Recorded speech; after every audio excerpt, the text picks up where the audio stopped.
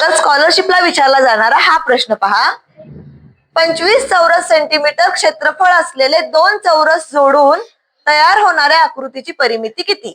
आता या गणितात पहिल्यांदा काय दिलंय पहा. चौरसाचं क्षेत्रफळ किती दिलंय? 25 चौरस सेंटीमीटर. असा जर का चौरस असेल तर त्याची प्रत्येक बाजू किती येणार रे? क्षेत्रफळ 25 आहे त्याचं, मग प्रत्येक बाजू किती येणार त्याची? 5 सेंटीमीटर. ओके. मग असे 2 चौरस एकमेकाला जोडलेत. आता इथं एक दुसरा चौरस मी जोडते,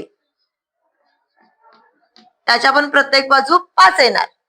तर तयार होणाऱ्या आकृतीची परिमिती किती?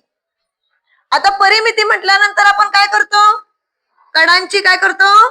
बेरीज करतो. मग ही मधली रेष घ्यायची काय ह्याच्यात?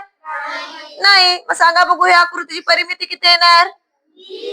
5 5 10 15 आणि 5 20 25 आणि 5 30. सेमी काय चौरस सेंटीमीटर? सेंटीमीटर. कारण की पर्याय क्रमांक किती येणार याचा? 2. इथं कन्फ्युज करायला 2 पर्याय दिलेले आहेत. 30 चौरस सेंटीमीटर पण दिले आणि 30 सेंटीमीटर पण दिले. पण आपण लक्षात ठेवायचं परिमितीला आपण आहे ते एकक वापरतो, सेंटीमीटर. आलं लक्षात? ओके.